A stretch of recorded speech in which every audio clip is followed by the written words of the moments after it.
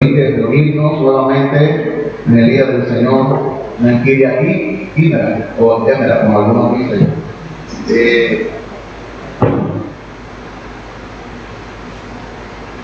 Quiero dar unos anuncios. Acuérdense que los martes hay estudio bíblico, los jueves hay oración y el viernes se reúnen los jóvenes, pero la iglesia entera está invitada. Vamos a tener una película muy importante que será de bendición. Está toda la iglesia invitada y pueden invitar amigos. Usted invite a quien sea. Esto va a ser el viernes a las 7. El viernes a las 7. Vamos a ver una película muy buena, con una enseñanza súper poderosa para la vida diaria y para la familia en general. Es la clase de vida y el estilo de vida que Dios quiere que usted y yo como cristianos vivamos. Así que venga para acá, no falte, están invitados de los pequeños hasta los grandes. Va a haber popcorn y eso también, por si acaso. Pero lo importante es la enseñanza que trae esa película. Va a ser de bendición. La primera vez que yo vi esa película, el Señor me convenció a mí de muchas cosas con respecto a mi vida. La vida cristiana y la adoración a Dios no es simplemente venir a la iglesia y tratar varios cánticos y tener una predicación. La vida cristiana es algo que se deja ver cuando, de día en día, y se deja ver en nuestro trabajo, en nuestras relaciones, en todo. Yo siempre lo menciono, pero aquí usted lo va a ver de manera pictórica. Esa película es la segunda parte de la película War Room. Yo no sé cuándo ustedes vieron Cuarto de Guerra. Pues la segunda parte es esa película y está tan buena o mejor que la primera. Como una historia alterna, muy buena, va a ser una bendición. Yo creo que va a bendecir a administrar su corazón. Vamos a preparar nuestros corazones, hermanos. En el día de hoy, si la gracia de Dios lo permite, vamos a estar en el libro de Lucas capítulo 18. Lucas capítulo 18.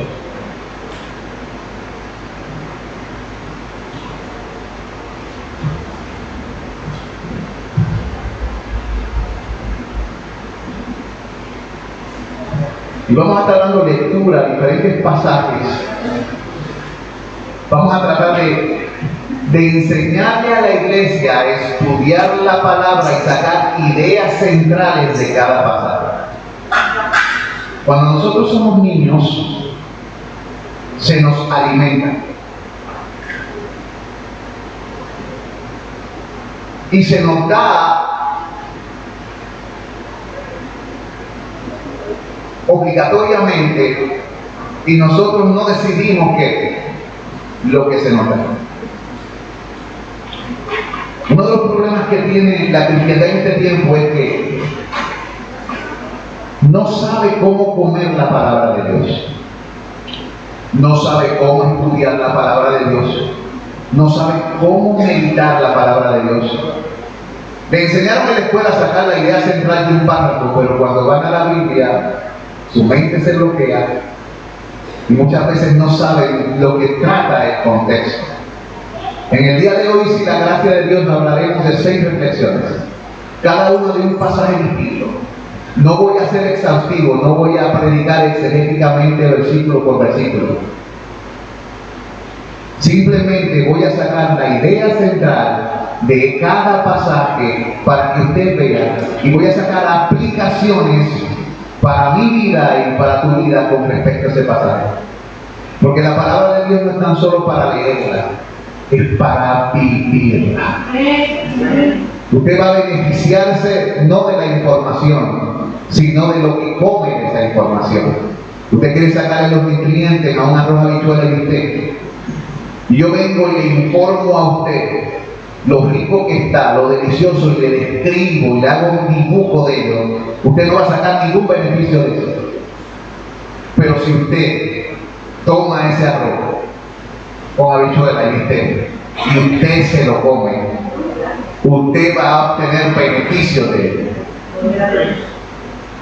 La Biblia dice que su palabra es verdadera comida. Y de eso se trata. Yo quiero enseñarle a usted, iglesia, a entrar a las Escrituras y sacar al menos ideas centrales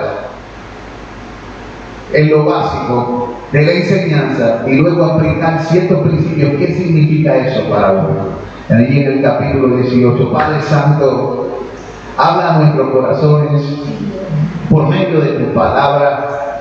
En el nombre de Jesucristo te pedimos estas cosas.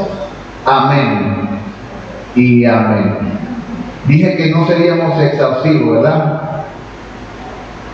Vaya conmigo a esa primera parte, a esa primera porción y a la primera reflexión de esta mañana. Está basado en los versículos del 1 al 8.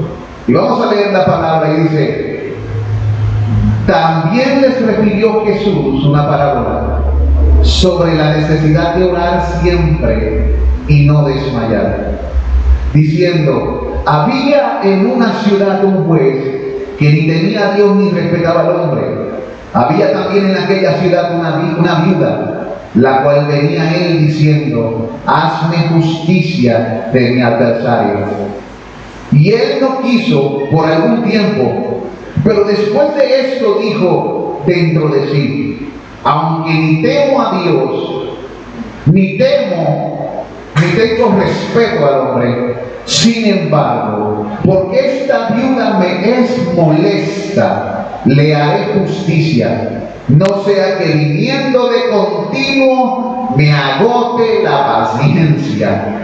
Y dijo el Señor, oí lo que dijo el juez injusto. ¿Y acaso Dios no hará justicia a sus escogidos que claman a Él día y noche? ¿Se tardará en responderles? Os digo que pronto les hará justicia.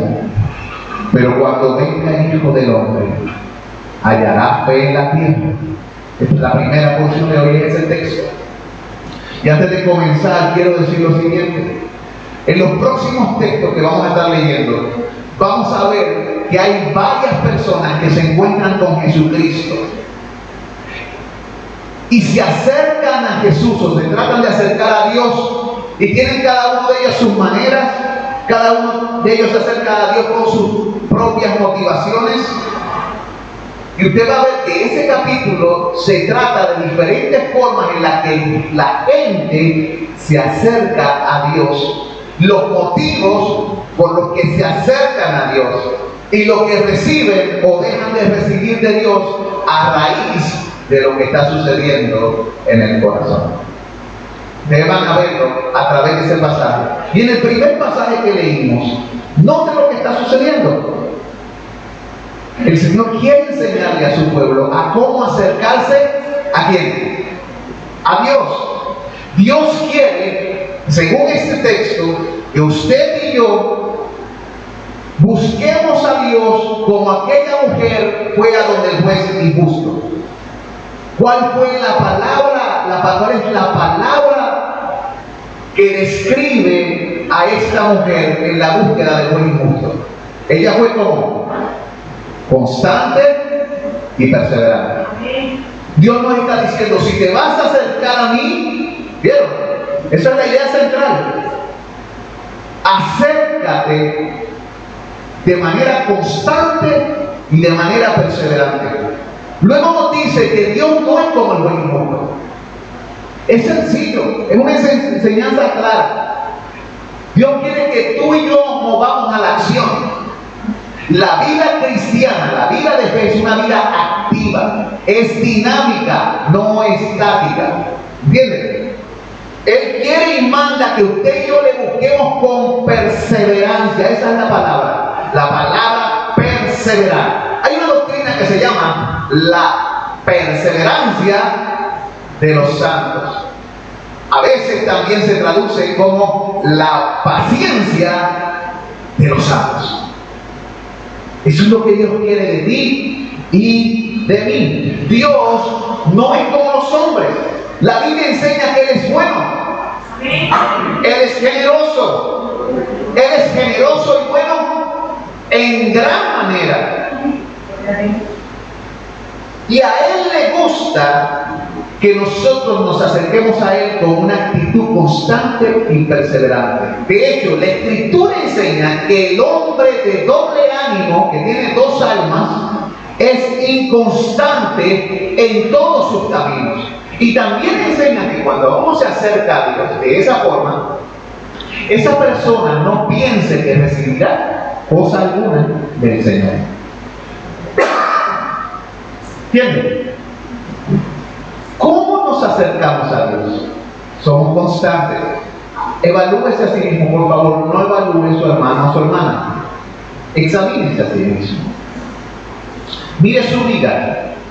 Porque a veces pedimos y demandamos, pero nosotros somos constantes, somos perseverantes, o tenemos dos almas. Estamos viendo aquí lo que Cristo quiere.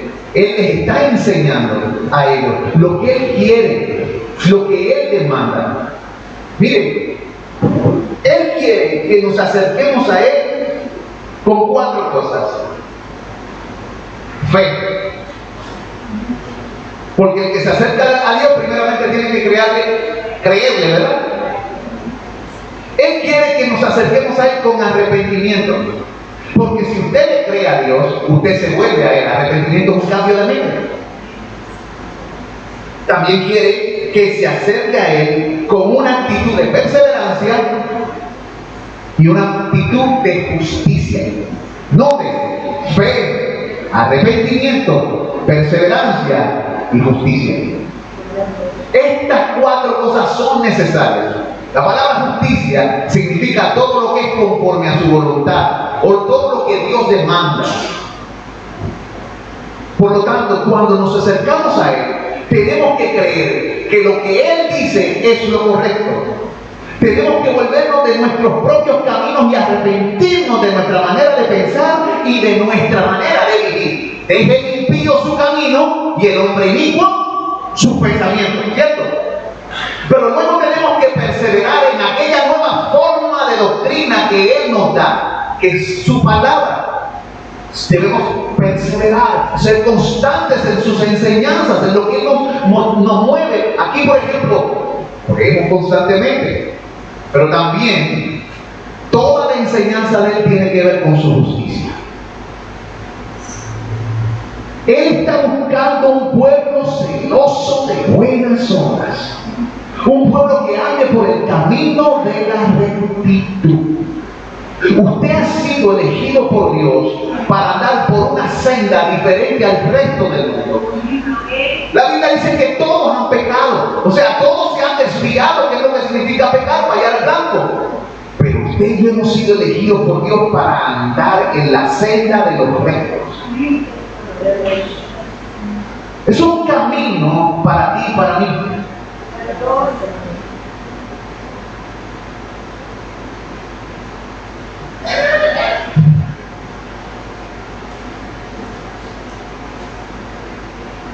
Te pregunto, cuando Él venga, ¿te hallará en esa actitud? Cuando Cristo venga, note que luego que le enseña a orar a esta mujer, vaya al pasaje, le dice, mire lo que dice el pasaje, el contexto en el que se dice esto. ¿Y acaso Dios no hará justicia a sus escogidos que claman a Él día y noche? Se tardará en responderle. Mire el último versículo, os digo que pronto les hará justicia. Pero cuando venga el Hijo del Hombre, hallará fe en la tierra. Ese texto está hablando en el contexto de una vida de fe, arrepentimiento, perseverancia y justicia. La fe en la Biblia no es simplemente el creer algo. La palabra fe en la Biblia tiene tantos significados distintos, al menos más de 9. Entre ellos está conocimiento, por la obediencia a la fe en todas las naciones. También significa obediencia. De hecho, una persona que no obedece realmente no cree. Ejemplo, ilustración: deja tu tierra y tu parentela a un lugar que yo te mostraré. ¿Qué hizo Abraham? Y le creyó a Dios. ¿Cómo sabemos que le creyó a Dios? Porque salió de su tierra. Cuando uno no obedece lo que Dios dice, uno realmente no le cree. Nosotros entonces, por lo general, hacemos lo que creemos. ¿Ve? Todo lo que no hacemos, que decimos que creemos, no lo creemos nada, es pura información. Entonces en la Biblia le llama eso la fe de los demonios. ¿Vieron? Es la fe de los demonios. Ellos creen en Dios y lo único que hacen es que, pero cambia su corazón. Por eso es importante. ¿Vieron? Ahora, esa es la pregunta que te debes hacer.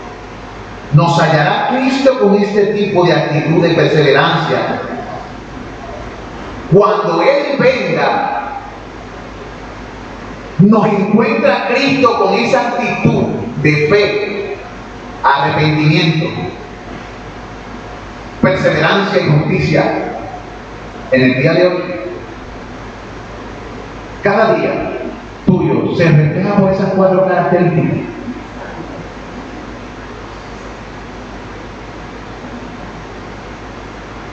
Eso es adoración. Eso es ser inteligente en la oración. La Biblia dice: presenta tu cuerpo en sacrificio vivo, santo, agradable a Dios, que es vuestro culto racional. ¿Vieron? El culto racional es vivir entonces en fe, arrepentimiento, perseverancia y justicia. Tu vida y tus manos siendo presentadas, todo lo demás es ruido. Es símbolo que reñiña, hermano. Por eso es importante que nos evaluemos. Segunda lectura. Miren lo que dice el próximo pasaje, los versículos del 9 al 14. La parábola del fariseo y publicano. Fíjense que ahora estamos hablando de un fariseo y un publicano acercándose a quién. A Dios. Mire lo que dice ahí. A unos que confiaban en sí mismos como justos y menospreciaban a los otros, dijo también esta parábola. 2 hombres subieron al templo a orar. Uno era fariseo y el otro era publicano. El fariseo, puesto en pie, oraba consigo mismo de esta manera: Dios, te doy gracias, porque no soy como los otros hombres, ladrones, injustos, adúlteros, ni aun como este publicano.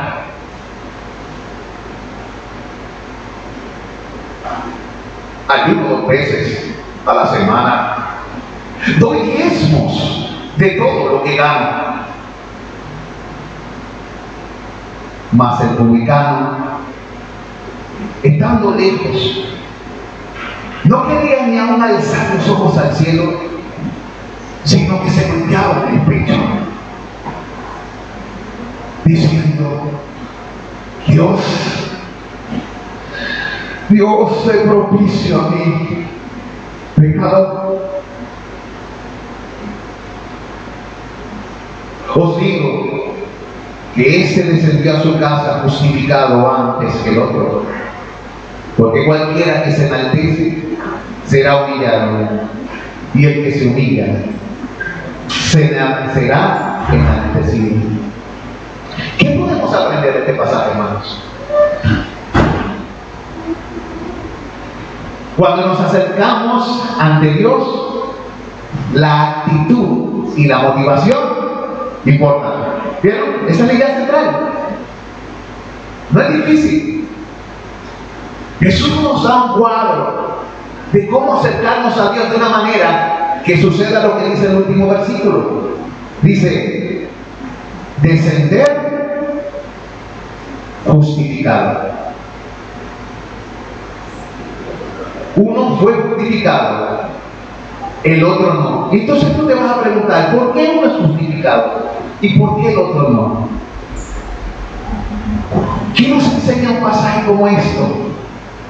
Como dice: debemos tener cuidado de nuestras percepciones. Usted y yo debemos tener cuidado cómo vemos las cosas con respecto a otros y con respecto a nosotros mismos. Note cómo esa persona se veía a sí mismo y cómo esa persona veía a su prójimo. Tenga cuidado de sus percepciones, de lo que usted piensa de sí mismo y de lo que piensa de su prójimo. Nuestras oraciones y conversaciones mostrarán el estado de nuestro corazón. Él estaba conversando con Dios, el primero, el publicano, estaba hablando con Dios. ¿Qué dice el pasaje? A unos que confiaban en sí mismos como justos y menospreciaban a los otros, dijo esta palabra. Y dice el fariseo, y dice, oraba consigo mismo. ¿Quién era el Dios de ese fariseo? ¿Quién era la norma y el estándar de justicia en la vida de él? ¿Vieron? Es tiempo de que nosotros cuando entremos a la Escritura analicemos, ¿y por qué Dios le dijo eso? ¿Y cuál era lo que motivaba su corazón? ¿Ven? Cuando estudian su Biblia, ¿por qué? Porque cuando somos niños se nos da el alimento, pero cuando vamos creciendo aprendemos a coger la cuchara y el tenedor. Y tenemos que aprender a alimentarnos nosotros mismos. Y Dios quiere que muchos de ustedes vayan a la Biblia todos los días y se alimenten con ella. Esa es la vida del justo. Eso no importa, hermano. Eso no le importa al demonio y a sus secuaces. Pero los justos, dice la Escritura, son como aquel hombre que tiene sus raíces frente a en la fuente de las aguas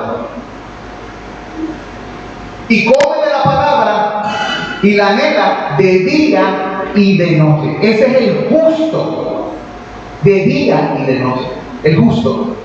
No así los malos. En Salmo 50 dice que los malos echan a sus espaldas sus palabras. Ellos no viven conforme a la palabra de Dios. Ellos viven según su deseo, según su pensamiento, según lo que ellos creen que debe de ser. Ellos son más inteligentes y sabios que Dios. ¿Ven? Son arrogantes. Y la Biblia dice que los arrogantes habitarán con Dios. No, tenemos que aprender a ser humildes. La Biblia dice humilde, y el que tienda mi palabra, ese habitará conmigo. ¿Vieron? Así que usted y yo debemos comer de esa palabra y almorzárnosla todos los días y tener cuidado cómo vemos a las personas, cómo nos vemos a nosotros mismos. Y debemos procurar nunca menospreciar y tener en poco a nuestros semejantes. Tengamos cuidado de creernos mejores o superiores a cualquier otra persona, porque esto es arrogancia. Tú nunca serás mejor que tu hermano. De hecho, la Biblia manda a mirar a cada cual como superior a uno mismo. ¿Ven? Miren, usted y yo sabemos cuál es el fin de los arrogantes. Dios mira de lejos a los arrogantes. Los soberbios no entrarán en el reino de los cielos. Así que esto nos enseña que Cristo no mira a los soberbios con agrado, pero a los que se humillan delante de Él los recibe y los justifica, porque han creído que Él es el Salvador, que vino a dar arrepentimiento y perdón de pecados. ¿Bien? Después de todo, es la gracia de Dios lo que hace la diferencia. No es nada que haya en nosotros. Ten cuidado de creerte mejor que tu hermano. Nuestra actitud delante de Dios y de los hombres y para con Dios importa. Lo que nos lleva al próximo pasaje. Es reflexión corta. pasaje. Cuando usted vaya a la Biblia, entre al pasaje. ¿Cuál es la idea central? ¿Qué es lo que quiere decirme? ¿Qué debo hacer con respecto a lo que está diciendo? Dios quiere que usted se mueva a la acción. Si usted solamente recibe información, dijo Dios aleluya, pero no hay un cambio de corazón, no hay un cambio de manera de pensar, no hay un cambio de manera de vivir, usted está allí en el mismo lugar, no ha dado un paso, se encuentra en el mismo lugar. Oírlo puede hacer cualquiera, pero vivir, caminar en el Evangelio, eso ya es otra cosa. Miren también lo que dice la Escritura en el próximo pasaje. Jesús bendice a los niños. Traían a él niños para que los tocase. ¿Vieron? ¿Quiénes quieren Jesús que se acerquen también a él? Los niños. ¿Quiénes traían a esos niños para que los tocasen? Y viendo los discípulos le reprendieron, mas Jesús llamándolos dijo: dejad a los niños venir a mí y no se lo impidáis, porque de los tales es el reino de Dios. De cierto digo que el que no recibe el reino de Dios como niño no entrará a él. ¿Qué estaba diciendo Jesús ahí? ¿Cuál es el principio que quiere que tú y yo aprendamos de un pasaje sencillo como ese? Un padre que ama a su hijo busca por todos los medios abrir paso por la gracia de Dios para que su hijo pueda ser tocado y bendecido por Jesucristo. Un padre que no hace eso es un mal padre.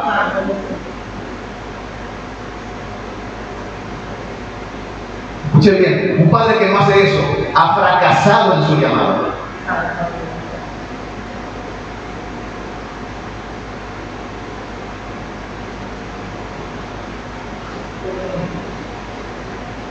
¿Hay algo colado allá abajo? Para que lo pasen y me traigan un poco acá. Porque como dije, todos nosotros tenemos responsabilidades y hemos fracasado en muchas ocasiones. Pero no es excusa para seguir haciéndolo. Y más cuando Dios ha hablado. ¿No lo sabíamos? El Señor lo dice ahí. Ellos luchaban para abrirse paso para que Jesús fuese, para que esos niños fuesen tocados. ¿Por quién? Por Cristo. Padre, amigo que me escucha por las redes, que eres padre o madre, hombre de la congregación, mujer de la congregación, tienes hijos, estás abriendo paso tú para que tus hijos sean tocados por Jesús, o eres una piedra de tropiezo para tu hijo. La Biblia dice que aquellos que sirven del tropiezo, lo mejor que les puede suceder es que se le ponga una piedra de molino en el cuello antes de hacer tropezar a uno de los pequeños. ¿Qué está diciendo Jesús? ¿Qué significa eso? Mejor muere. ¿Qué le pasa a una persona que le ponen una piedra de molino en el cuello? La piedra de molino que usaban en aquel tiempo, había unas que eran pequeñitas, pero Jesús no estaba hablando de esa. Estaba hablando de aquella que era movida por burros. Era gigantesca, pesaba varias toneladas. Entonces tenía un poquito en el medio y te lo querían poner de collar. Mejor es que te pongas de collar esa piedra y ser echado a ¿dónde? Al mar. ¿Qué te estaban diciendo? Que te hundas como un plomo y mueras, que ser tropiezo. La gente escucha esas palabras y no tiembla. El Señor está dando una advertencia a Jesucristo, el autor de la gracia, de la misericordia, de la bondad. Está dando una advertencia a quién? A nosotros como padres. Y nos está diciendo: un padre que ama a su hijo busca por todos los medios abrir paso por la gracia de Dios para que su hijo pueda ser tocado y bendecido por Cristo. Tanto los padres como los hermanos de la fe debemos tener cuidado de no ser impedimento ni tropiezo para los niños ni para los adultos que son como niños. Porque en la Biblia los niños son no tan solo los chiquitos. Hay veces donde los niños son aquellas personas que son neonatos, nuevos nacidos, neófitos.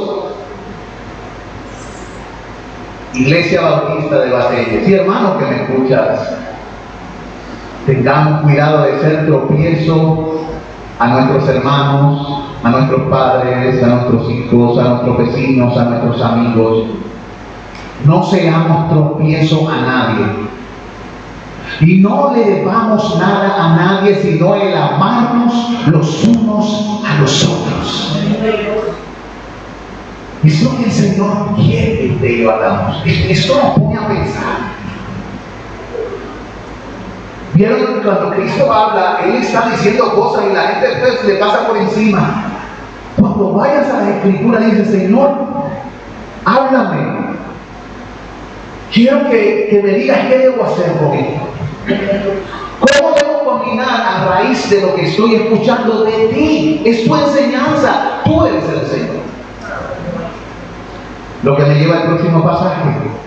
Vieron que no tiene que ser complicado. Estás comiendo, estás nutriéndote. Después, según vayas aprendiendo, te vas a dar cuenta que vas a poder crecer en la interpretación del texto, versículo por versículo. Pero por lo menos yo sé que tú puedes decirme la idea central. ¿Cómo lo sé? Porque si tú ves una película, yo te digo, ¿de qué era la película? Tú me puedes dar un resumen. ¿Verdad? O estuviste hablando con alguien, ¿de qué hablaban? Ah, pues hablamos de esto, de esto, de esto. Ah, lo puedes hacer. Y cuando vamos a la Biblia, lo hacemos. ¿De qué nos habla? ¿Qué es lo que quiere decir? ¿Qué es lo que espera Dios de nosotros? A raíz de lo que nos está hablando. Lo que nos lleva al próximo pasaje, que se encuentra del 18 en adelante. Dice: un hombre principal le preguntó diciendo: Maestro bueno, ¿qué haré para heredar la vida eterna? Jesús le dijo: ¿por qué me llamas bueno? Ninguno es bueno sino solo Dios. Los mandamientos sabes: no adulterarás, no matarás, no hurtarás, no dirás falso testimonio, honra a tu madre y a tu padre. Él dijo: todo esto lo he guardado desde mi juventud. Jesús, oyendo esto, le dijo: aunque falta una cosa, vende todo lo que tienes y dalo a los pobres, y tendrás tesoro en el cielo, y ven y sígueme. Entonces él, oyendo esto, se puso muy triste, porque era muy rico. Al ver Jesús que se había entristecido mucho, ¿se entristeció cómo? Mucho. Dijo: cuán difícilmente entrará en el reino de Dios los que tienen riquezas. Porque es más fácil pasar un camello por el ojo de una aguja que entrar un rico en el reino de Dios. Y los que oyeron esto dijeron: ¿quién pues podrá ser salvo? Ahora miren lo que Jesucristo afirma. Él les dijo: lo que es imposible para los hombres es posible para Dios. Él estaba diciendo que para entrar al reino de Dios para los hombres es ¿qué? Imposible. Así que la ilustración del ojo de la aguja lo que demuestra es la imposibilidad. Lo digo porque hay un argumento que se levantó un tiempo hablando de que el camello entra por el ojo de una aguja, que es una puerta que hay en un lugar y ellos entran arrodillados. Pero en el texto, en su contexto y a través de la historia, esa no era la definición. Eso es algo que se inventó después y se escribió en un libro de ilustración. Ahí está hablando de otra clase de aguja, porque la enseñanza lo que trata de demostrar no es que es posible, es que es imposible. Y es posible meter un camello por el ojo de esa aguja. Lo único que tiene que ir arrodillado. Lo que no es posible es meter un camello por el ojo de una aguja. ¿Entienden? ¿Vieron la enseñanza ahí? Y de momento dice: entonces Pedro dijo: he aquí que nosotros hemos dejado nuestras posesiones Y tenemos seguido. Y él les dijo: de cierto digo, no hay nadie que haya dejado casa o padres o hermanos, mujer o hijos por el reino de Dios, que no haya de recibir mucho más en este tiempo y en el siglo venidero la vida eterna. Como dije, no voy a ser exhaustivo. Pero ¿cuál es la idea central del pasaje? ¿Cuál es el meollo del pasaje?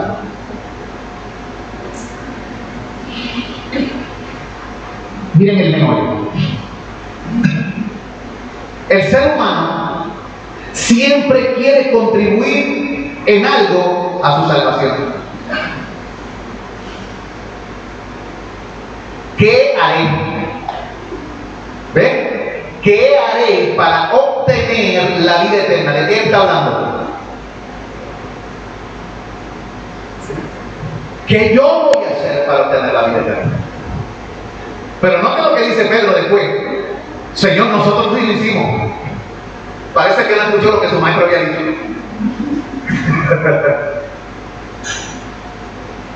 Señor, nosotros hemos dejado a padre y a madre.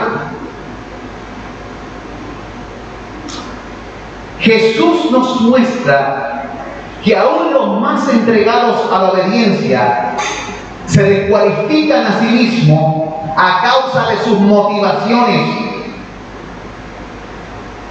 e incentivos ocultos. La motivación del varón rico que se acercaba, ¿cuál era? Note que él era como ¿quién? Como el fariseo. Ese rico creía que era tan bueno como el fariseo. Todo esto he guardado desde mi juventud. Y Jesucristo está volviéndole a clavar a la gente que le está predicando el mensaje de otra manera. Te estás acercando a mí otra vez diciendo que eres bueno,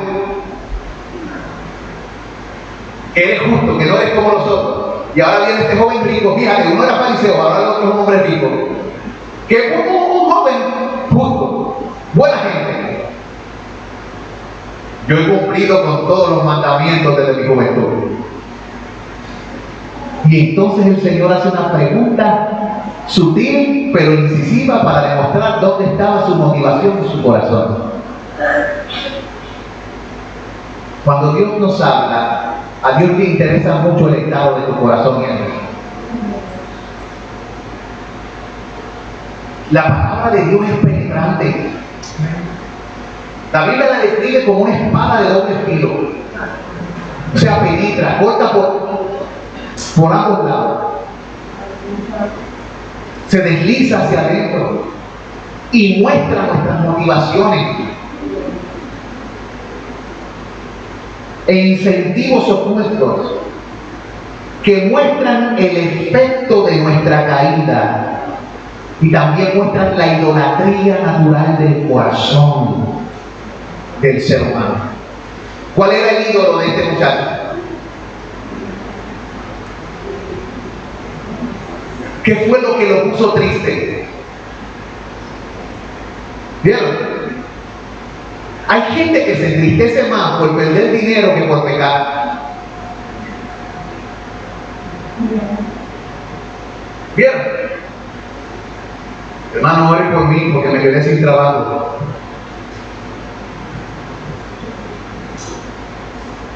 Hermano, quiero que ore por mí porque estoy luchando en contra del pecado, de los pensamientos. ¿Tú ves? Eso la gente no lo ve ahora.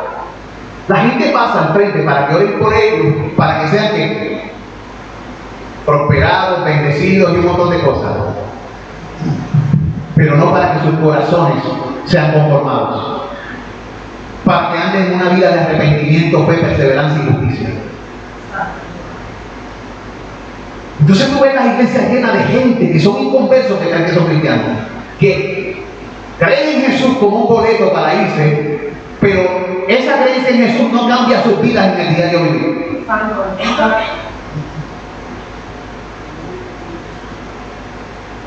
No son creyentes. No han creído porque ya mencionamos que el creer, la evidencia de la creencia, ¿cuál es? El caminar. Dios quiere tratar con su pueblo porque Él está preparando apartando para sí un pueblo santo, celoso de buenas obras, un pueblo que refleje su carácter, que refleje su imagen, ya no torcida, sino renovada en Cristo. Dios te está llamando, hijo e hija de Dios, a ser un pueblo diferente, especial entre todas las familias de la tierra, que produzca algo en lo que se te acercan, que quieran lo que tú tienes o que quieran matarte, pero algo tienes que querer. Sí, si no desean al Cristo que tú tienes, que deseen y te aborrezcan con todo su corazón, porque el Cristo que tú crees y que quieres obedecer no se conforma a su corazón.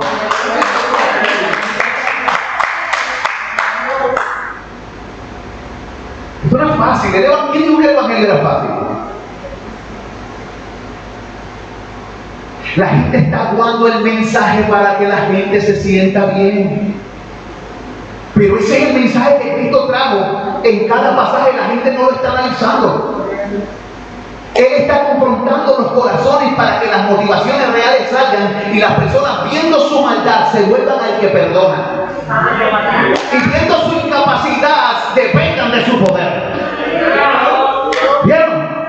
Veo mi maldad. Lávame en tu sangre, Salvador. Límpiame de toda mi maldad. Veo mi potencia. Traigo a ti mi vida para ser Señor tuyo por la eternidad. No podemos sin Cristo. Pero para Dios todas las cosas son posibles. ¿Vieron el meollo del mensaje? Hay muchas cosas más, pero acuérdense que es la idea central de lo que estamos hablando. Quiero decir algo último sobre esto.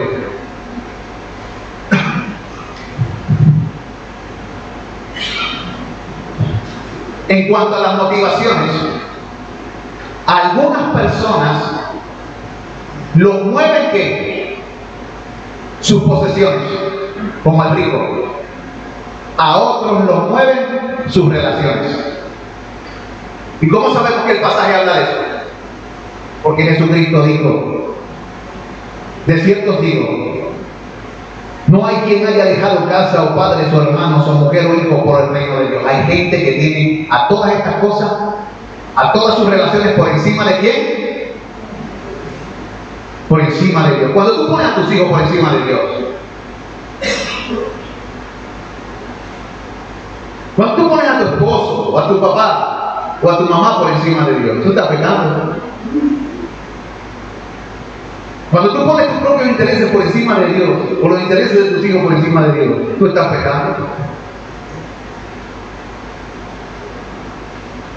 Pero Jesús da una promesa y le dice: nosotros hemos dejado todo esto, Señor. Y Él le dice: de cierto digo que no hay nadie que haya dejado estas cosas, que no haya de recibir mucho más en este tiempo y en el siglo venidero, la vida eterna. O sea que Dios tiene promesas para ti, para este tiempo y para el siglo venidero. Tiene promesas para ti, para este tiempo y el siglo venidero. Pero me va a contar. Qué fuerte, ¿ah?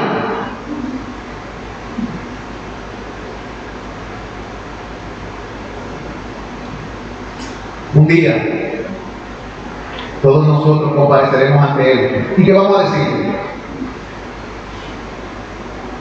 Fíjense que todos estos pasajes están hablando de cómo nos acercamos a Dios y cuáles son las motivaciones. Aquí vemos un grupo de gente acercándose a Dios. Estamos descubriendo las motivaciones que los llevan a acercarse a Dios. Y también descubriendo cómo acercarnos a Dios y lo que Dios le importa cuando se acercan a Él. ¿Se complace en Jehová en los sacrificios o en que se lo obedezca? ¿En qué se complace Dios? ¿Qué es lo que le agrada al Señor? Lo que nos lleva al próximo pasaje. Nuevamente Jesús anuncia su muerte. Vamos a saltar ese, vamos al próximo. Pero si usted quiere estudiarlo, el pasaje básicamente lo que dice es que Jesús les hablaba y ellos no entendían. Ese es el resumen. Y es que a veces hay cosas en esta vida que no vamos a entender en un momento dado, pero lo entenderemos después. Así que no se preocupe si en un momento dado usted no entiende algo, pero continúe buscando a Dios y creyéndole a Él, porque Él enseña. El que pide, recibe. El que busca, halla. Y el que llama, se la vendrá. En ese momento ellos no entendieron, pero cuando Cristo murió, resucitó, se levantó de los muertos, sus ojos fueron abiertos. El Espíritu Santo le abrió los ojos. Él puede abrir tus ojos, aunque tú no entiendas cosas que estás pasando en este momento. Así que no te desesperes. Pero es que no sé, no te preocupes, Él sabe. Y Él tiene control de todas las cosas. Él sabe por qué, aunque tú lo ignoras. Y yo ignoro tantas cosas. Próximo pasaje, rapidito. Un ciego en Jericó recibe la vista. Aconteció, acercándose Jesús a Jericó, un ciego estaba sentado junto al camino, mendigando. Y al oír la multitud que pasaba, preguntó qué era aquello. Y le dijeron que pasaba Jesús Nazareno. Entonces dio voces diciendo: Jesús, hijo de David, ten misericordia de mí. Y los que iban delante le reprendían para que callase. Pero él clamaba mucho más: Hijo de David, ten misericordia de mí. Jesús entonces, deteniéndose, mandó a traerle a su presencia. Y cuando llegó le preguntó diciendo: ¿qué quiere que le haga? Y él dijo: Señor, que reciba la vista. Y Jesús le dijo: recíbela, tu fe te ha salvado. Y luego vio y le seguía, glorificando a Dios. Y todo el pueblo, cuando vio aquello, dio alabanza a Dios. Este es el último punto de este mensaje.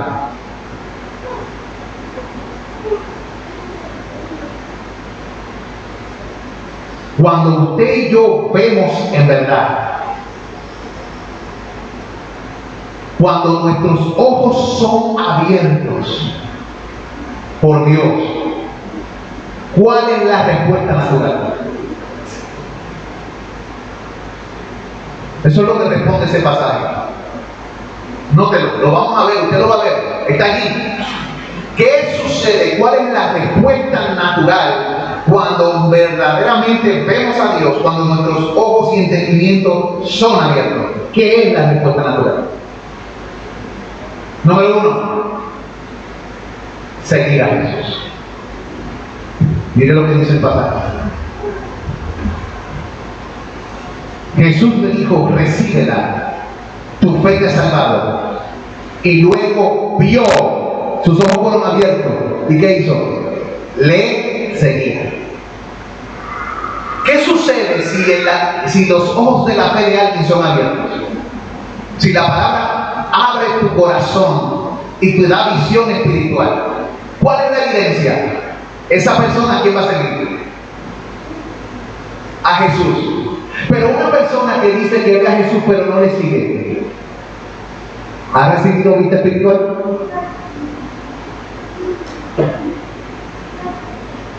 Segundo, esa persona comienza a glorificar a Dios por la vida de la cual ha sido hecho partícipe. Lo primero es que sigue a Jesús, sus ojos han sido abiertos. Al ver a Jesús y entender, le sigue. Luego va por la vida glorificando a Dios porque ha sido hecho partícipe de algo glorioso y grandioso. Mira lo que dice el texto. Y luego vio a Jesús y le seguía glorificando a Dios. Eso lo dice el pasaje, no lo digo yo. ¿Cómo seguía a Jesús? Te pregunto, amado hermano, ¿sigues tú a Jesús y mientras le sigues, le glorificas con tu vida? De eso se trata. Eres un seguidor del camino. Se deja ver en tu vida que Dios es tu gloria y el que levanta tu cabeza. Que Él es lo más importante, que Él es el tesoro más preciado de tu vida, que no hay nada más importante que Él. Que es lo que te mueve, que lo que te impulsa, como dice el texto, el amor de Cristo nos impulsa o nos constriñe, en la palabra de Gonzalo Valera. Él es el motor que te mueve. Él es el objeto de todas tus esperanzas. Él es el objeto de tu confianza. Él es el deseado de tu alma. Él es el anhelado. Le sigues y le glorificas. Tercero,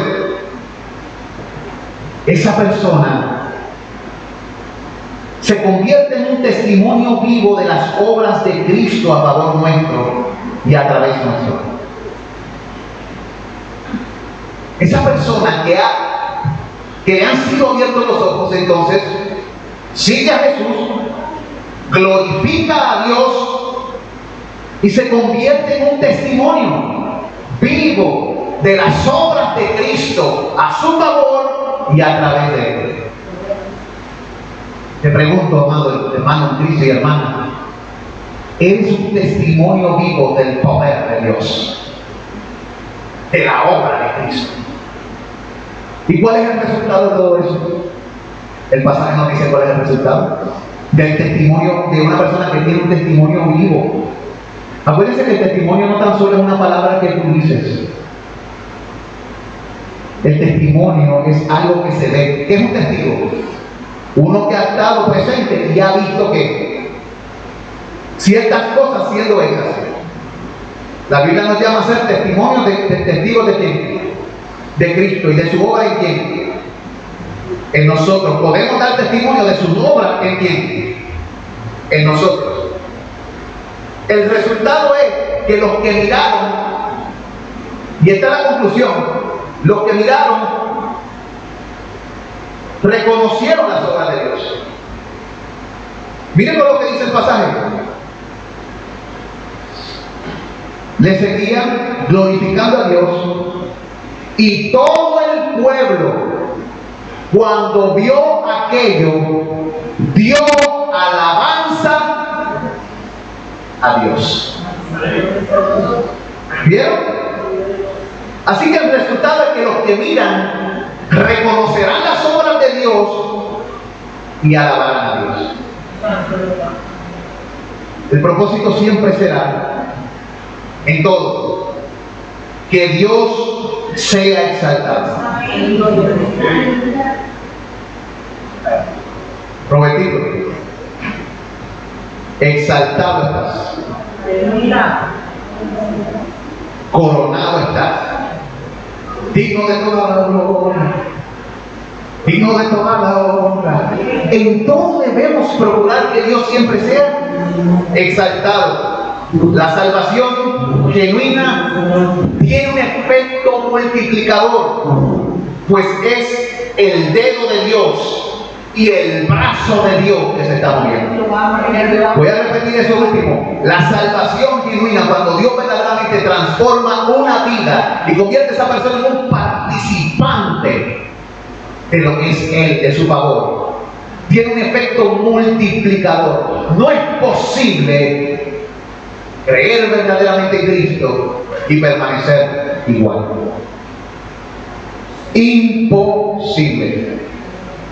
La única manera en que puede permanecer igual es que no haya sido resucitado de los muertos. Porque la vida se mueve. Los vivos alabarán.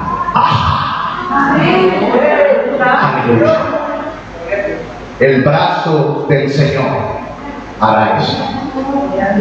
Amén. Vamos a orar. Vamos a orar por varias cosas. Padre, te doy gracias. Quiero pedirte por todos los enfermos de esta congregación, pero también quiero pedirte por nuestros hermanos y hermanas que han escuchado el mensaje, tanto aquí como a través de las redes. Te pido, Padre, que a través de esta palabra tú les motives a comprometerse contigo y a tomar en serio tus enseñanzas. Que tú produzcas fe, porque la fe viene por el oír la palabra de Dios. Y que tu Espíritu transforme sus corazones, haciendo corazones nuevos. Y que la palabra sea vida en su alma, vida que se mueve, agua que fluye. Permite que nuestros corazones no sean como el mar muerto que recibe y recibe, sino que sean como río que fluye y derrama sus aguas por doquier. Señor, danos de tu agua. Satisfaz la sed de tu pueblo y el hambre de tu gente. Enséñanos a tener hambre y sed de tu justicia, mientras que vivimos en fe, en arrepentimiento y en perseverancia. Te pedimos estas cosas. Opera cada uno de nosotros. Yo sé que cada uno de nosotros ha recibido algo donde hemos sido, como dice tu palabra, enseñados, corregidos, redarguidos, instruidos en justicia. Y el propósito es que el hombre y la mujer de Dios y todos los que creen, desde el pequeño hasta el grande, sean gente preparada para toda buena obra. Que así sean nuestros corazones, que se deje ver en nuestra vida, que nuestros miembros sean presentados a ti como sacrificio vivo, no muerto, sacrificio vivo, un sacrificio que hace algo, que se mueve, que adora, que te refleja, Señor. Y a medida que tú sellas en nosotros y tallas en nosotros la imagen de tu Hijo, por el Espíritu Santo que nos ha dado, permítenos tocar las vidas, comenzando desde nuestros hogares. Que el Evangelio comience en la casa y se extienda en el nombre de Jesús. Amén y amén. Cantemos al Señor y luego vamos a pasar dos personas, vamos a orar por ellas y nos despedimos.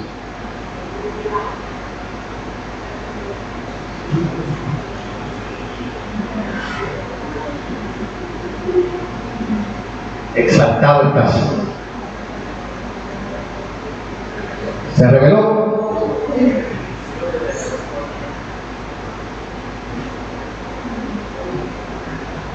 Pues en lo que ellos buscan, vamos a orar por las dos personas primero. Le voy a pedir a dos personas que cumplieron años, que pasen aquí. ¿Hay alguien más que yo no sepa que haya cumplido años? Pero tenemos a Lila y a su hermana que cumplieron esta semana. Una cumplió el martes y la otra cumplió ayer, ¿verdad? Ayer. Vamos a... Las hermanas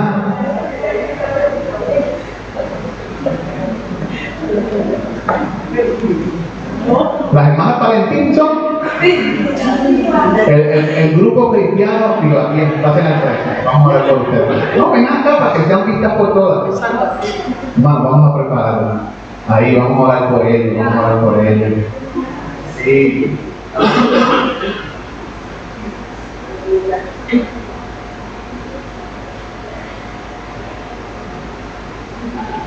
Vamos a orar por esta hermana que cumplieron años en esta semana y suplicamos a Dios sus bendiciones para con ella. Soberano Dios, cuán grande eres. Te ruego por la vida de Linda y de Cuchi. Bendice sus vidas. Tú conoces sus corazones. Ella te ama. Tú la creaste, le pusiste nombre.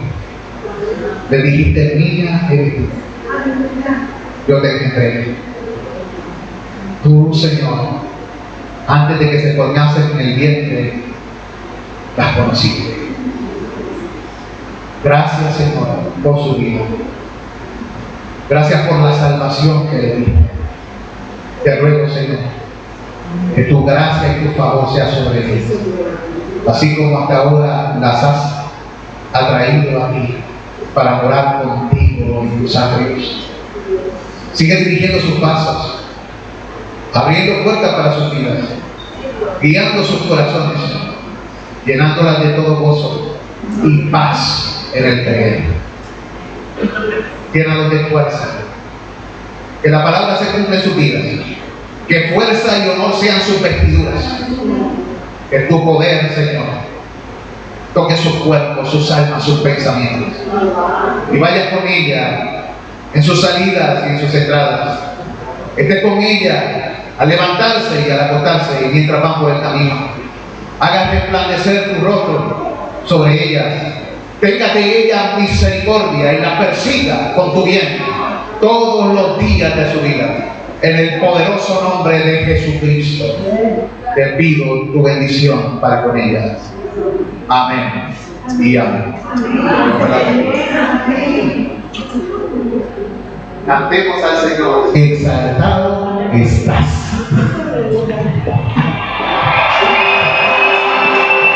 Acuérdense mañana.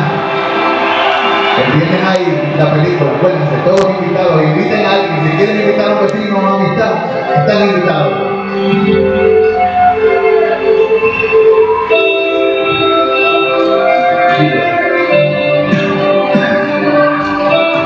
Cante conmigo al Señor y exaltemos su nombre. Dígale conmigo. Del cielo bajaste, por mí te entregaste, el precio que pagaste, tu más vida.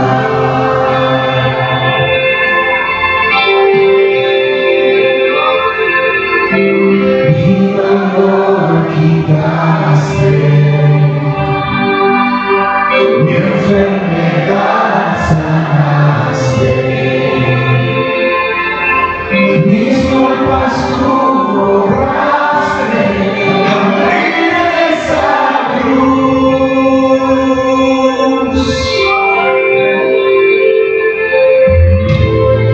Inmolado fuiste, Cordero de Dios, me levantaste con gloria y poder, Rey vencedor.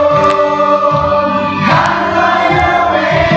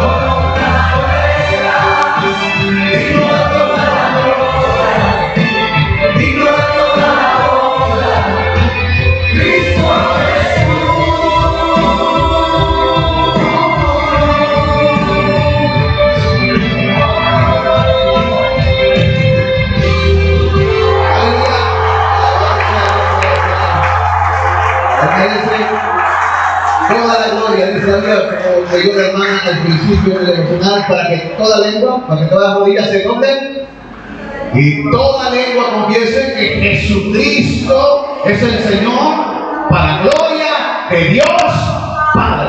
A Él sea la gloria, hermano. Dios te bendiga, salúdense en el amor de Cristo. La gracia de nuestro Señor Jesucristo sea con cada uno de ustedes.